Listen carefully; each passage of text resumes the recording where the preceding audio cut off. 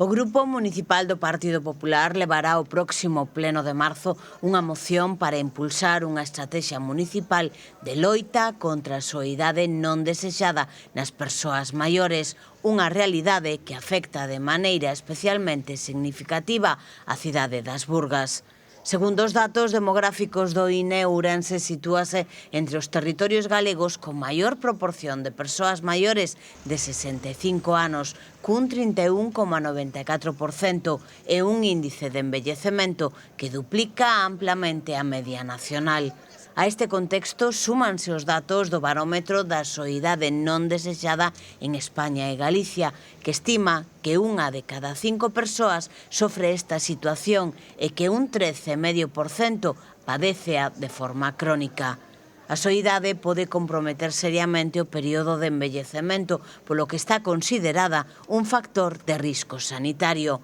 Múltiples estudios relacionan a soidade non desexada cun maior risco de enfermidades cardiovasculares e co deterioro de capacidades físicas ou da saúde mental, provocando con maior frecuencia casos de depresión ou ansiedade.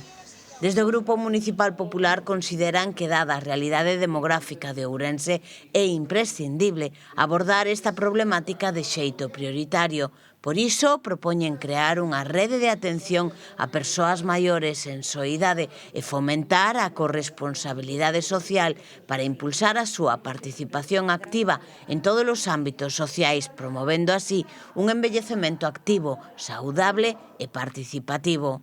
A moción que defenderá o Partido Popular propón a realización dun diagnóstico da situación na cidade que permita identificar e detectar casos de soidade non desexada, a creación dunha rede municipal de acompañamento presencial e telefónico, o impulso de programas de participación social e interxeracional que fomenten un envellecemento activo, saudable e participativo, o desenvolvemento de campañas de sensibilización cidadá que promovan a corresponsabilidade social e a posta en marcha dunha comisión na que estean representados os grupos políticos, expertos, asociacións de veciños de maiores e colectivos de voluntariado de forma que poidan realizar un seguimento e avaliación desta estrategia.